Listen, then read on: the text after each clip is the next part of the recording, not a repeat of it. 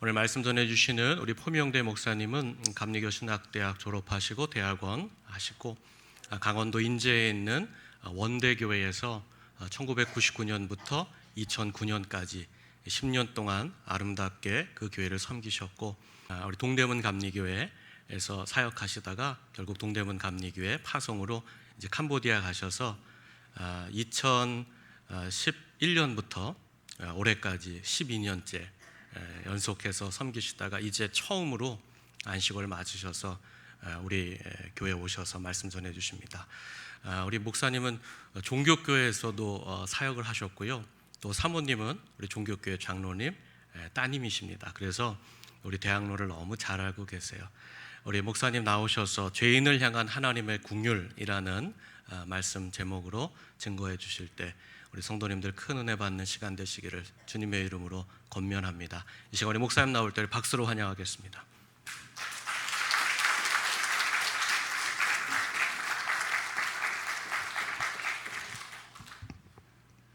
네, 잠시 기도하겠습니다. 70주년을 앞두고 하나님께서 하실 새 일을 기대하며 하나님의 영광을 나타나기 위해 선교의 비전을 품고 하나님을 향해 나아가는 해명교회 주일 재단의 자리에 부족한 종을 세우신 하나님 감사드립니다.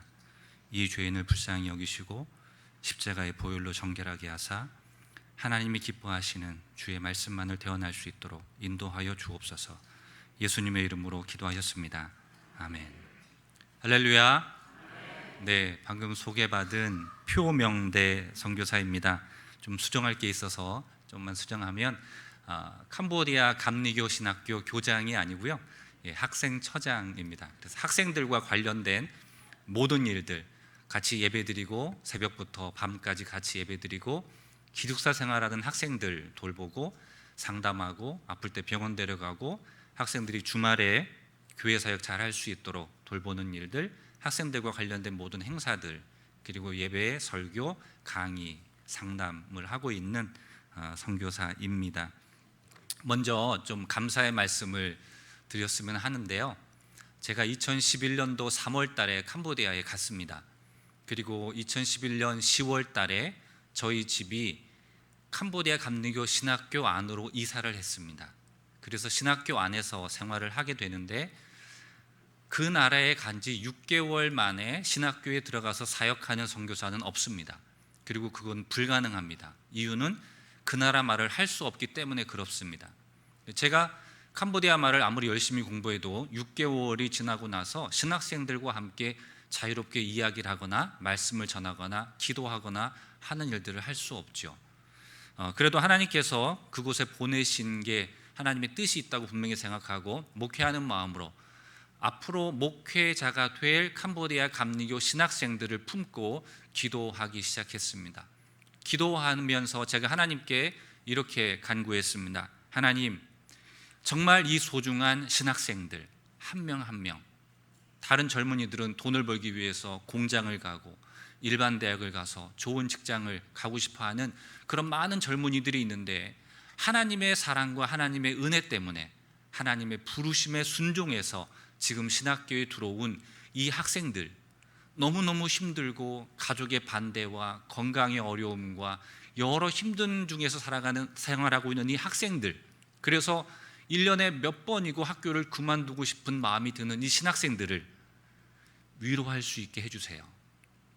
이 신학생들의 고민을 들을 수 있게 해주세요. 이 신학생들을 위해서 하나님의 말씀을 전할 수 있게 해주세요. 이들을 위해 위로할 수 있게 해주세요 라고 하나님께 간절히 기도했습니다.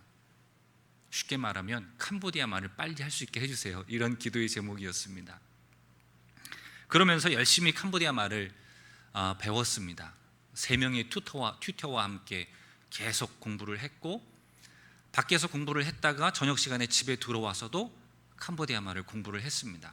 너무 캄보디아 말만 붙잡고 씨름하는 제가 안타깝고 또 보기가 싫었던지 제 아내가 제발 집에 들어오면 크마에 공부 좀, 캄보디아 말을 크마에라고 합니다. 크마에 공부 좀 그만하라고. 그런데 저는 어떡합니까? 당장 내일 아침에 설교를 해야 되는데, 당장 내일 아침에 강의를 해야 되는데, 그러니까 아내의 핀잔을 피해서 그 책을 들고 화장실 안에 들어가서 화장실 안에서 그걸 보면서 어떻게든지 이 말을 해야 되니까 그런 시간을 보냈습니다. 저희 아들이 둘인데 5학년과 1학년일 때 캄보디아로 갔는데 그 아이들은 그 학교에서 영어 학교였지만 캄보디아 말도 배워야 되는, 그 캄보디아 말도 배우고 영어도 새롭게 해야 되는 그 어려운 시기, 그리고 특별히 큰애가 사춘기를 막 접어드는 그 시기에 아버지의 부재가 일어난 겁니다. 제가 밖에서 하루 종일 있다가 집에 들어와서도 큰마의 말만과 씨름하다 보니까 정작 저희 큰 아이와 같이 하는 시간이 없었습니다. 어느 날 큰아들이 이렇게 가족 그림을 그렸는데 엄마, 동생 이렇게 자기를 그린 겁니다. 그래서 제가 아빠는 없네? 그랬더니 아빠는 여기 있잖아. 보니까 그 벌레를 하나 그려놨습니다. 왜 벌레야? 아빠는 공부벌레니까. 이렇게 했더라고요. 어쨌거나 그런 과정을 이제 겪으면서 제가 캄보디아 말로 설교를 하기 시작하고 기도를 하기 시작하고 강의를 하기 시작하게 되었습니다. 캄보디아 선교사님이 많습니다. 캄보디아에 한국 선교사님만 적게 잡아 1000명이 계십니다. 근데 그 1000명 중에 설교를 또 특별히 통역을 자유롭게 하는 선교사님이 많지 않습니다. 그렇게 많지 않습니다. 근데 그런 집회나 통역의 자리가 있을 때 이렇게 초청해서 통역을 해달라고 부탁을 받는 선교사 중에 한 명이 제가 되었습니다. 너무너무 감사한데 제가 공유순 목사님을 잊지 못하는 이유가 뭐냐면 2015년으로 제가 기억되는데 캄보디아 간지 딱 4년째였을 때였습니다. 그때 60주년 기념으로 헌금을 많이 하셔서 캄보디아 감리교 목회자 신학생을 위한 부흥 집회를 해주셨습니다. 그 부흥 집회에 공유순 목사님이 오셨는데 그때 통역할 수 있는 선교사님들이 많지 않았습니다. 근데 제가 그때 4년이 되었을 때 한 타임 통역을 맡게 되었는데 그 통역을 공유순 목사님 통역을 맡게 된 겁니다. 미리 목사님이 설교문을 보내주셔서 저는 그 통역이 처음이었기 때문에 정말 긴장하면서 통역을 준비했습니다. 한국말을 보고 제가 직접 그 한국말을 바로 캄보디아 말로 바꿀 수 있는, 번역할 수 있는 실력이 되지 않았기 때문에 튜터와 함께 그 보내주신 원고를 다 캄보디아 말로 바꿨습니다. 다 바꿔놓고 그거를 외우는 거죠. 한국말, 그 다음 캄보디아 말, 그거를 계속 외우고 통역하기 전날 밤에 공유순 목사님이 새벽 말씀을 하셨는데 전날 밤에 제 후배 선교사에게 한국 문장을 읽어라. 그리고 제가 한국 문장을 읽으면 바로 외웠던 캄보디아 말을 하고, 한국 문장을 읽으면 외웠던 캄보디아 말을 하고, 이렇게 점검을 다 해놓고 그리고 새벽에 일어나서 기도하는 마음으로 통역의 자리에 딱 섰습니다. 근데 목사님께서 그 모여있는 캄보디아 감리교 목회자들, 신학생들 이렇게 보시니까 하나님이 주시는 이 성령의 감동이 있었던 것 같아요. 원고하고 전혀 다르게 저는 그거를 열심히 해서 다 외웠는데 원고를 안 하시는 거예요. 원고를 안 하시고 여기 왔는데 여러분들을 만나니 내 마음이 어떻다고 그러고, 제가 교도소 사역을 하면서 그때 그 누구를 만났는데 계속 다른 얘기를 하시는데 제가 정말 그날 혼났습니다. 그 통역을 하느라고.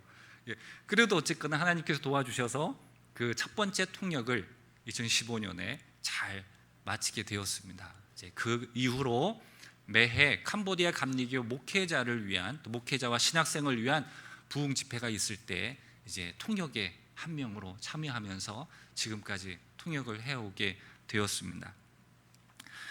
그리고 저는 전혀 몰랐던 사실인데 우리 송윤모 목사님과 이렇게 대화를 하면서 알게 된 사실인데 해명교회가 제 이름으로 매달 10만 원씩 헌금을 보내셨다는 이야기를 들었습니다.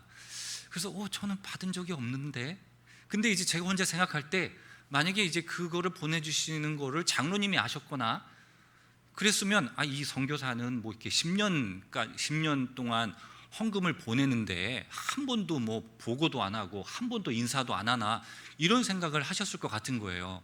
그래서 제가 이제 해명교회 왔으니까 한번 해명을 하겠습니다.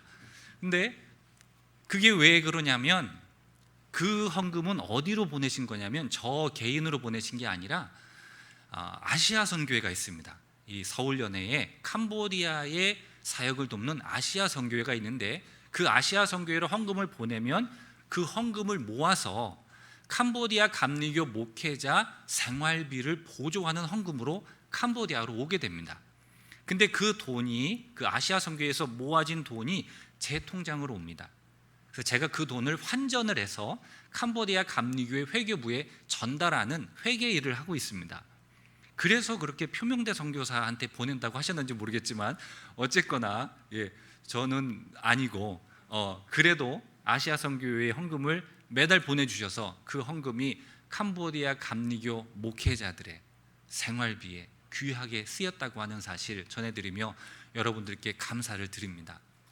제가 신학생들을 가르치는 사역을 하다 보니까 저희 신학교가 너무 학생들이 적은 겁니다. 한국도 이제 신학생이 자꾸 미달 사태가 벌어지는데 캄보디아도 마찬가지입니다. 젊은이들이, 불교 국가잖아요. 젊은이들이 신학교에 가서 목회자가 된다는 생각을 하질 않습니다. 그리고 캄보디아 감리교회 목회자들이 너무 생활이 힘듭니다. 한 달에 13만 원을 가지고 살아야 되고, 자녀가 3명이 있는 5인 가족이면, 5인 가족의 목사님이면 17만 원까지를 생활비로 받을 수가 있습니다. 근데 캄보디아는 못 사는 나라니까 한 달에 10만 원, 17만 원이면 살 수 있지 않냐 그러는데 전혀 그렇지가 않습니다. 전혀 그렇지가 않습니다. 제가 이렇게 한국 돈으로 환산해 보니까 캄보디아 감리교회 목사님들이 한 달에 17만 원을 가지고 생활하시는 그 압박감은 어떤 압박감이냐면, 한국에서 5인 가정의 목사님이 한 달에 60만 원을 가지고 생활하는 것과 똑같습니다.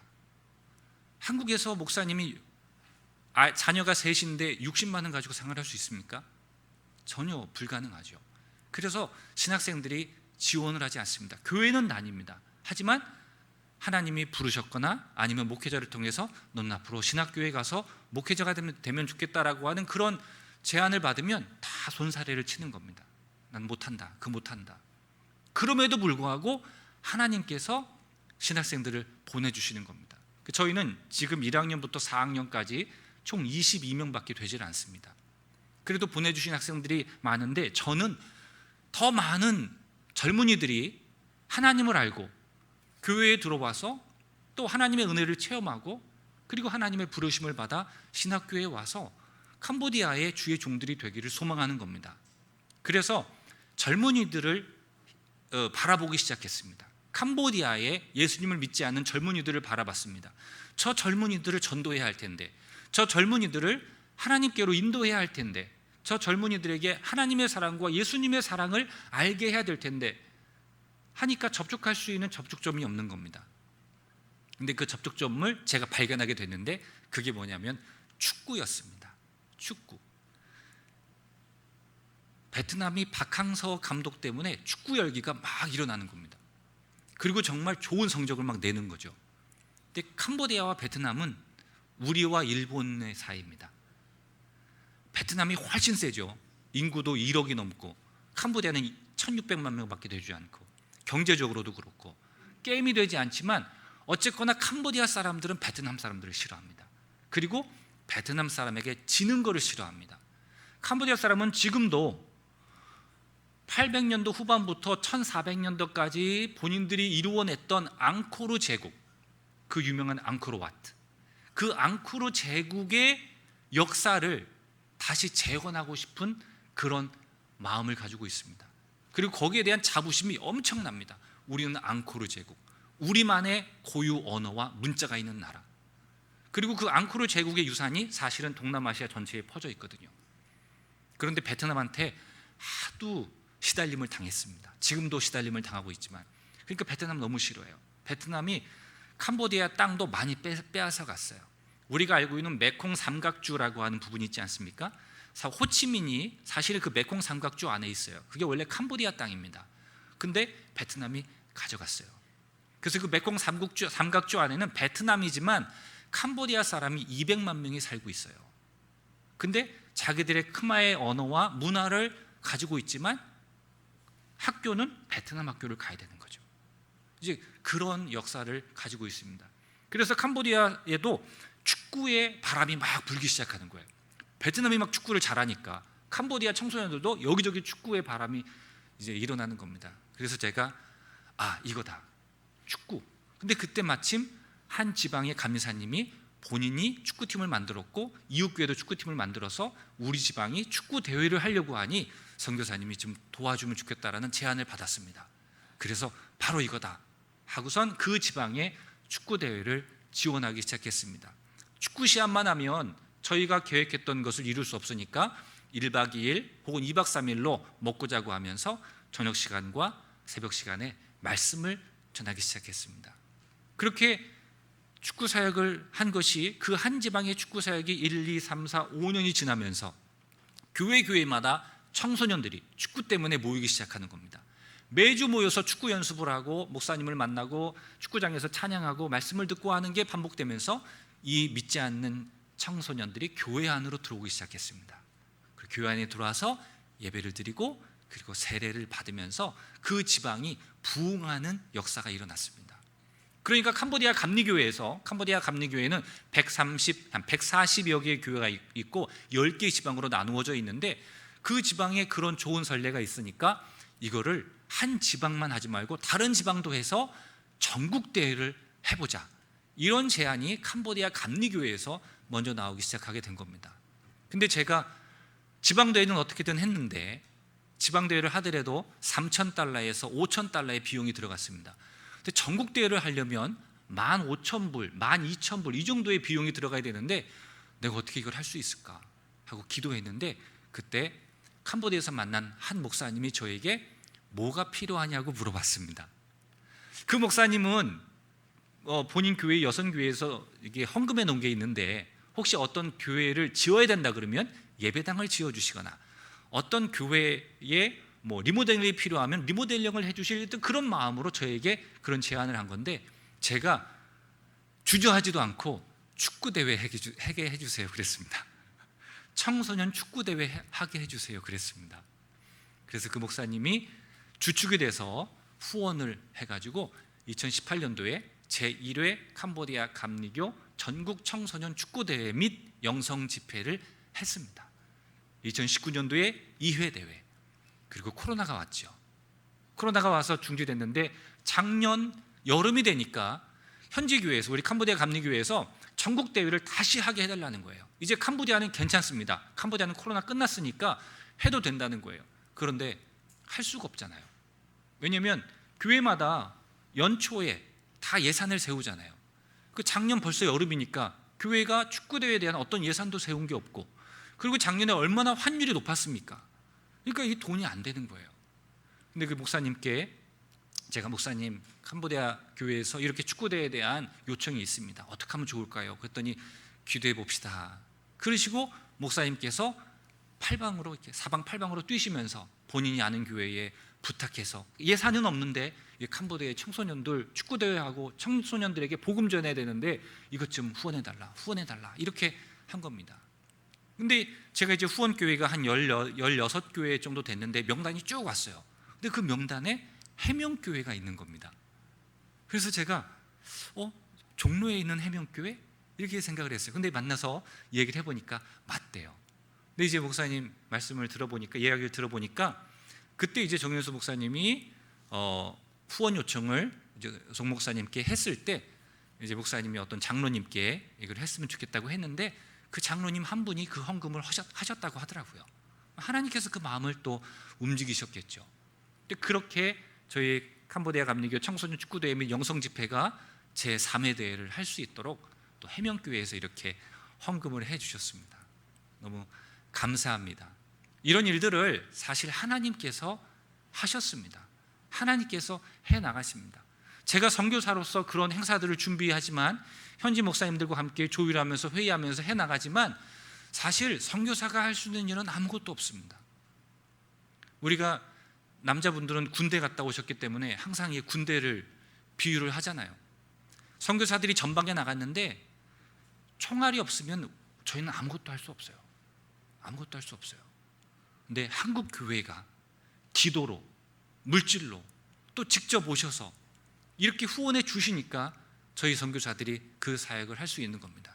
그리고 사실 이런 모든 일들을 하나님께서 해 나가고 계신 거죠. 오늘 제가 요나서의 말씀을 오늘 본문으로 정했는데 하나님의 마음에 대해서 좀 말씀을 드리려고 그럽니다. 제목을 죄인을 향한 하나님의 긍휼이라고 했는데 여러분들은 죄인을 보실 때 어떤 마음이 드시나요? 죄인을 보실 때 어떤 마음이 드시나요? 저 나쁜 놈, 감옥 가야지, 죽어야 돼. 그냥 나와 상관없는 죄인한테는 여러분들이 또 어쩌다 그랬을까 이런 생각이 들 수도 있지만, 만약에 여러분들에게 잘못을 한 죄인이라면, 여러분들의 원수라면 여러분들은 어떤 마음이 드시겠습니까? 내 원수, 나에게 상처 주고 나를 사기치고 나를 무시하고 한 그런 나의 원수, 죄를 지은 이런 마음이 어떠신가요? 오늘 요나가 하나님께서 니느웨 성으로 가라고 하는 그 사명을 받았을 때에 이런 마음을 품었을 거예요. 니느웨? 아수르? 아니야, 하나님 거긴 아니에요. 다른 데는 몰라도 아수르, 니느웨 성은 아닙니다. 니느웨 성 사람들은 우리의 원수예요.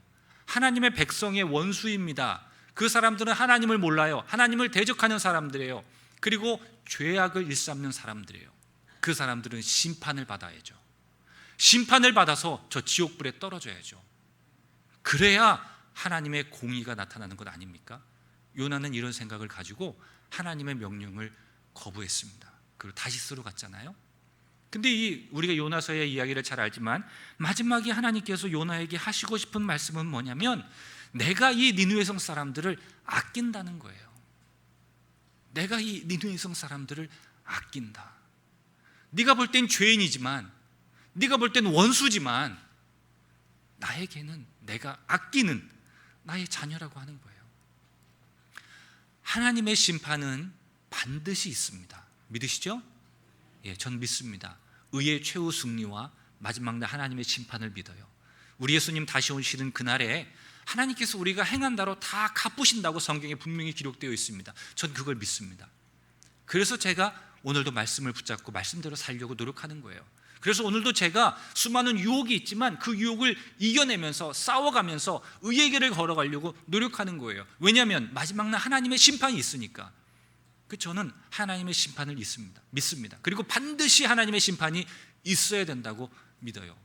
그런데 그 하나님의 심판이 이루어지기 전까지 하나님의 마음은, 그 죄인들을 향한 하나님의 마음은 아끼시는 거예요. 안타까워하시는 거예요. 긍휼의 마음인 거예요. 그래서 하나님은 오늘도 그 죄인들이, 그 악인들이 하나님의 사랑을 알고 회개하고 주님 앞에 돌아오기를 기다리시는 겁니다. 우리가 잘 아는 탕자의 비유도 그런 거고요, 잃은 양의 비유도 그런 거고요. 그래서 하나님께서 누가복음 15장 7절 보면 그러시잖아요. 하늘에서는 죄인 하나가 회개하고 돌아오면 회개할 것 없는 의인 99으로 인한 기쁨보다 더하리라, 이렇게 말씀하시잖아요. 그러니까 하나님은 죄인이 돌아오는 것을 너무 기뻐하는 거예요. 우리 때문에도 기뻐하시지만, 말씀대로 살아가는 하나님의 자녀 때문에도 하나님은 기뻐하시지만, 스가랴서의 말씀처럼 기쁨을 이기시지 못하시지만, 그렇지만 우리 때문에 받으시는 그 하나님의 큰 기쁨보다 더 99배, 100배의 기쁨을 죄인 한 명이 회개하고 돌아올 때 하나님은 느끼신다는 겁니다. 우리가 그 하나님의 마음을 알아야 된다는 거죠. 근데 하나님은 그 마음을 가지시고 부르세요. 하나님의 사람들을 부르셔서 그 하나님의 사람에게 그 하나님의 마음을 넣어주세요. 예를 들면 하나님은 캄보디아 사람들을 사랑하세요. 왜 캄보디아에 한인 선교사만 적게 잡아 1000명이 넘나요? 한국 선교사만 있나요? 미국 선교사, 캐나다 선교사, 영국 선교사, 독일 선교사, 이쪽 남쪽으로 내려와서 인도, 스리랑카, 인도네시아, 말레이시아, 싱가포르 선교사, 인도 선교사, 이렇게 다 그 선교사들이 지금 캄보디아에 들어와서 사역을 하고 있어요. 수많은 기독교 NGO가 캄보디아에 들어와서 사역을 하고 있습니다. 왜 그렇습니까? 하나님께서 캄보디아 사람들을 불쌍히 여기셔서 하나님의 사람들을 보내신 거예요. 캄보디아 앙코르 제국으로 화려했던 나라지만 우리가 알다시피 1970년대 중반에 킬링필드로 모든 것들이 다 무너진 나라잖아요. 200만 명이 죽었어요. 자기 민족에 의해서. 그리고 10년 동안 베트남의 지배를 받으며 내전이 계속 일어났고, 세계에서 제일 못 사는 나라. 지금은 좀 나아졌어요. 지금은 이제 최빈국을 탈출하려고 막 노력하고 있어요. 1인당 GDP가 1600달러 정도까지 올라왔어요. 하지만 그 당시에 세계에서 가장 못 사는 나라, 아픔과 상처가 너무나 많은 나라, 발전의 가능성이 없어요. 왜냐하면 지식인들을 다 죽여버렸으니까. 선생님들이 없어요. 생물학적으로 우성인자들이 다 죽어버렸어요. 그런 나라를 하나님은 불쌍히 여기시는 거예요. 근데 그 백성들이 하나님을 몰라요. 거짓과 우상에 빠져서 살아가고 있어요. 지금도 캄보디아 시골은요, 사람이 아프면 병원을 안 가요. 무당을 찾아가요. 마을마다 무당이 있거든요. 무당을 찾아가면요, 무당이 침을 뱉어요. 아픈 부위에다가 침을 뱉고 주문을 외워요. 그러면 그 아프게 한 귀신이 나간다고 생각해요. 아픈 사람이 그렇게 믿어요. 그리고 실제로 나아요. 근데 그건 사실 우리가 과학적으로 보면 제가 무슨 효과라고 하는데 그 까먹었습니다. 이렇게 긍정적인 마음을 가지고 나는 나을 거야, 난 나았어, 이런 마음을 가지고 있으니까 이게 자연적으로 치유되는 거 아닙니까? 하나님께서 그렇게 만드셨잖아요, 우리의 몸을. 그러니까 자연적으로 치유가 되는 거예요. 근데 그 사람들은 무당이 그렇게 주문을 외워주어서 나았다고 믿는 거예요. 그러니까 오늘날도 이 21세기에 캄보디아의 시골은 아직도 그런 믿음을 가지고 살아가고 있어요. 뭐 하나 자유롭게 하지를 못해요. 결혼을 시키려고 해도 다 날짜를 봐야 되고 그거를 피하고, 그러면서 자기만을 위해서 이기적으로 살아가는 사람들, 남을 베풀 줄 모르고, 돈을 벌면 제일 먼저 하는 게 담장을 높이 쌓아요. 그리고 담장 꼭대기에 유리병을 박아놓죠. 그런 사람들을 하나님은 불쌍히 여기시는 거예요. 그래서 하나님의 사람들을 보내십니다. 저에게도 그런 긍휼의 마음을 주셨어요. 제가 신학교 3학년, 4학년 때 종교교회에 신학생활이 있었고, 대학원 때는 여기 정의선 목사님 계시던 동광교회의 교육전도사로 있었어요. 근데 종교교회 인재수양관인 원대교회, 지금은 이제 인재 자작나무로 아주 유명한 그 마을의 교회에서 이제 목회를 하는 중에 저는 선교의 비전이 하나도 없던 사람입니다. 선교사가 이렇게 말하면 참 말이 안 되지만, 저는 목회자였지 제가 선교의 비전을 가지고 나는 선교사가 될 거야라는 생각을 목회하면서 한 번도 해본 적이 없었어요. 근데 하나님께서 캄보디아를 가게 하시더라고요. 캄보디아에 가서 아이들을 만났는데 하나님께서 그 아이들을 긍휼하게 하는 마음을 저에게 부어주시더라고요. 저희 아이들을 데리고 이제 원대교회의 중학교 아이들 데리고 단기 선교를 갔는데 시장에서 밥을 먹었어요. 캄보디아의 재래시장이죠. 밥을 먹고 있는데 두 남자아이가, 큰애는 한 6살, 동생은 한 3살이나 됐을까? 이렇게 몸발치서 저희를 계속 쳐다봐요, 밥 먹는 거를. 근데 저희가 많이 시키기도 했고, 또 이제 캄보디아 그 시장에서 시킨 음식이니까 좀 먹기가 그래요. 그렇게 먹다가 남겼어요. 우리 계산하고 딱 일어났는데, 일어나자마자 그 형이 확 달려와서 저희가 먹다 남긴 음식들을 비닐봉지에 막 집어넣는 거예요. 슈퍼를 들어가서 다음날 아침에 먹을 빵하고 달걀을 사기 위해서 이렇게 들어갔는데, 갓난아기를 아는 엄마가 막 저희 와서 막 손짓을 뭐라고 막 하는 거예요. 근데 이제 뭐라고 못 알아들으니까, 근데 저를 막 끌고 어디를 가요. 이게 손가락질을 하는데 분유가 있는데요. 그 분유를 이렇게 손가락질하면서 자기 아기 입에다 이렇게 하는 거예요. 그러니까 알아듣잖아요. 이 분유를 아기가 먹어야 된다. 근데 돈이 없다, 이제 그런 얘기죠. 불쌍한 마음이 들더라고요. 그래서 그거를 제가 사줬어요. 2통을 사줬어요. 사주고 나오는데 갑자기 이상한 생각이 드는 거예요. 저렇게 가난한 사람이 아기에게 분유를 먹여? 이런 생각이 드는 거예요. 그 분유를 되게 비싸더라고요. 분유를 먹여? 그래서 제가 가던 길을 돌이켜서 다시 밖에서 그 슈퍼 안을 들여다봤어요. 그랬더니 그거를 팔고 있더라고요. 그 가게 주인에게 그걸 되파는 거예요. 그 얼마의 돈을 받아서 그거를 가지고 생활을 하는 거죠.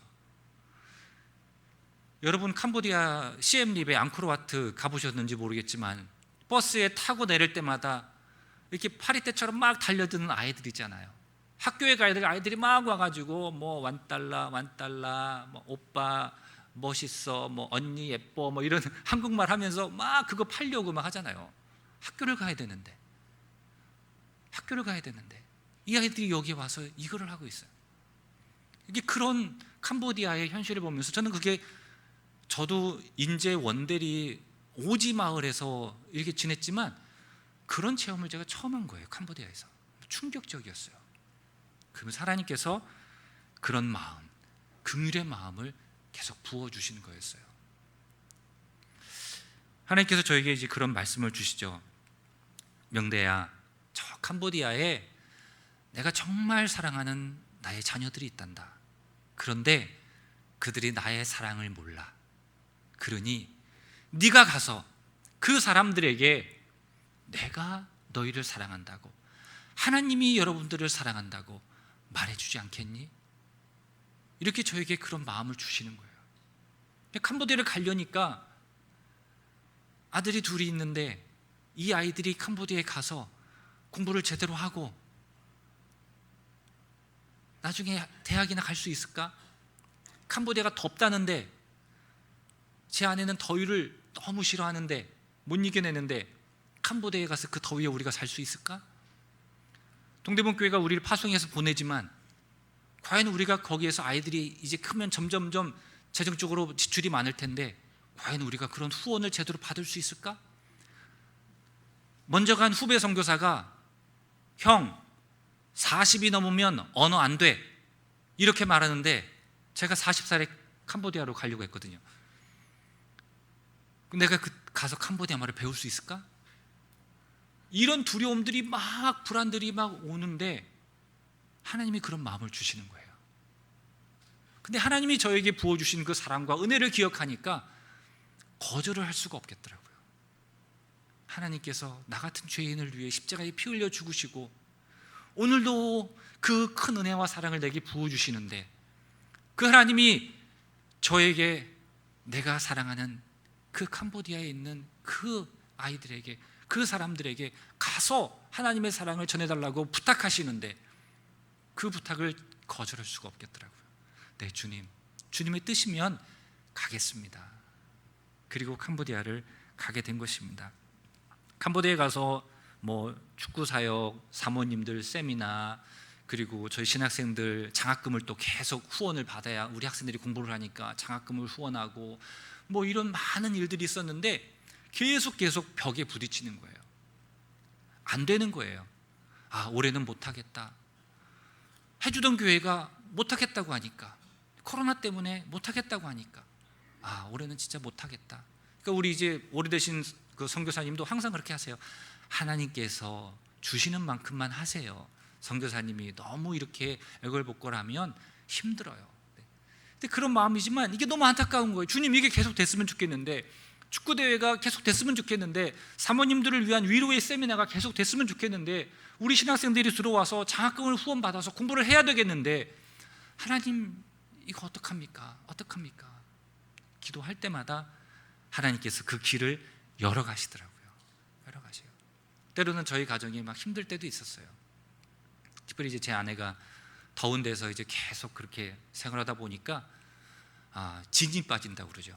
그러니까 체력적으로도 그렇고 또 병도 막 생기고 그러더라고요. 에어컨이 좀 싼 거를 산다고 아끼라라는 에어컨을 샀어요. 아키라? 저희는 아끼라라고 부르는데 뭐 그런 상표 모르시죠? 아끼라를 달았어요. 5년 썼는데 이게 고장이 나요. 그래서 야, 역시 이게 좋은 걸 사야지. 이거 메이커 아닌 거 사가지고 이랬거든요. 그랬더니 이제 먼저 오신 선교사님이 그러는 거예요. 선교사님, 한국에는요 에어컨을 많이 틀어야 한 달에 3달 틀어요. 그렇지 않나요? 한 계절 틀잖아요. 그러면요 이거는요 1년 내내 트시잖아요. 그렇게 계산하면 요 에어컨요 20년 쓰신 거예요. 맞더라고요. 에어컨도 힘들어서 5년이 되니까 고장이 나요. 1년 내내 땀을 흘려요. 캄보디아는 계절이 2개예요. 더운 계절과 더 더운 계절. 지금은 감사하게도 그냥 더운 계절이에요. 더 더운 계절이니까 에어컨들이 막 트잖아요. 그리고 캄보디아가 중국 자본이 들어오면서 막 빌딩들이 생기기 시작하고 아파트가 생기기 시작하니까 전력이 다 거기로 가잖아요. 그러니까 전기는 부족하고 캄보디아는 전기를 다 수입하거든요. 그 전기는 많이 나가니까 그 잘 사는 동네에 전기를 끊을 수 없으니까, 왜냐면 자기들도 거기 사니까 가난한 동네를 전기를 끊는 거예요. 계속. 그러니까 저희 신학교는 가난한 동네에 있거든요. 전기를 끊어요. 하루에 8시간씩 매일 오전 오후를 바꿔갖고 하루에 8시간씩 전기를 끊어요. 그 더 더운 계절에. 얼마나 덥습니까? 제가 한국에 나왔을 때 전화가 왔어요. 저만 이제 연애 때문에 나오고 아내와 두 아이들은 캄보디아에 있을 때였어요. 더 더운 계절이고 전기를 그렇게 끊을 때였어요. 전화가 왔어요. 막 울어요. 아내가 너무 덥다고. 너무 더우니까 가서 시장에 가서 이렇게 덩어리 얼음 있어요. 그 덩어리 얼음, 그걸로 사실은 깨가지고 여러분들이 그 커피 먹으면 그 넣는데, 이제 그거를 덩어리 얼음을 사가지고 와서 그걸 이제 껴안는 거예요. 더우니까. 그런데도 막 더우니까 막 울죠. 그때 이제 아내가 하나님께 이제 캄보디아를 처음 부름 받았을 때 기도한 게 있어요. 하나님이 주신 마음이 있어요. 그게 뭐냐면 제 아내 이름이 제이인데, 제이야 힘들면 내일 와, 이런 마음이었대요. 그러니까 아내는 항상 그래, 내가 도저히 힘들면 내일 갈 거야, 이런 마음으로 이제 생활을 한 거예요. 그러니까 너무 힘드니까 하나님, 저 너무 힘들어서 내일 한국에 갈 거예요.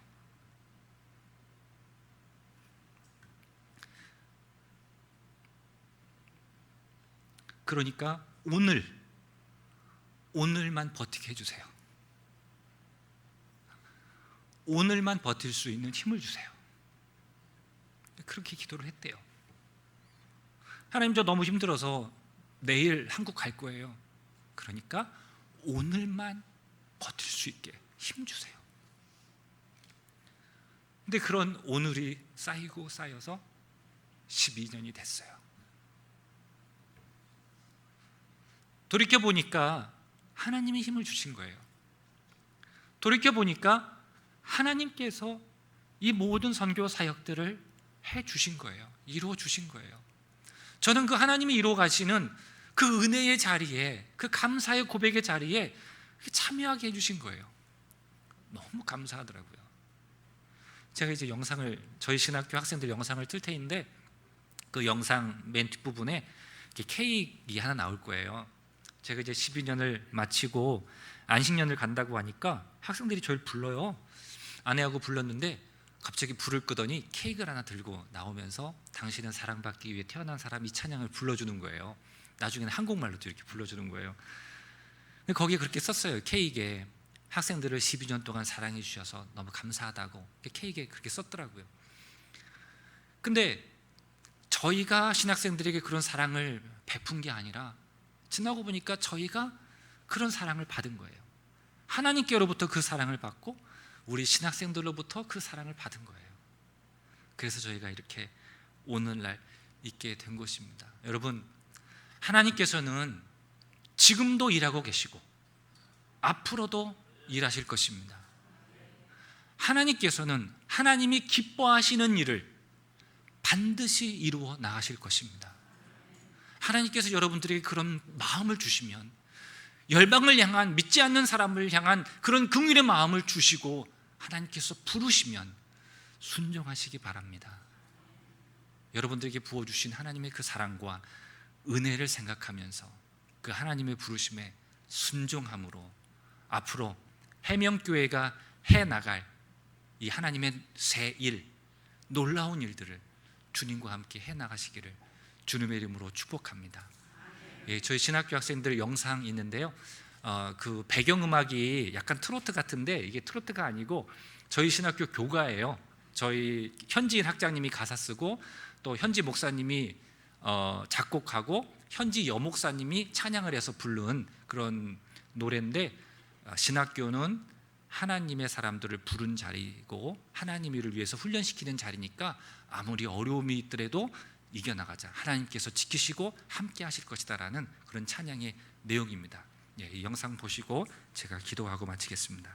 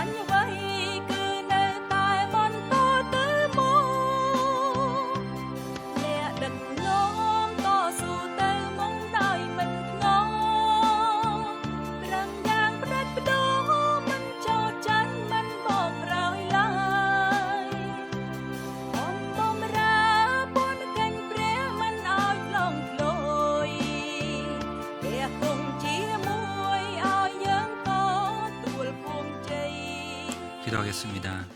하나님을 알지 못하고 죄악 가운데 있는 수많은 영혼들을 긍휼히 여기시고 그 영혼들이 하나님 품에 돌아오기 위하여 일하시는 하나님의 마음을 저희들이 품게 하여 주시옵소서.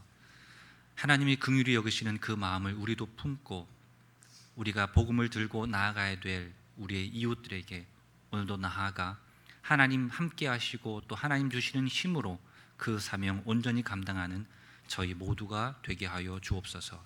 예수님의 이름으로 기도드리옵나이다. 아멘.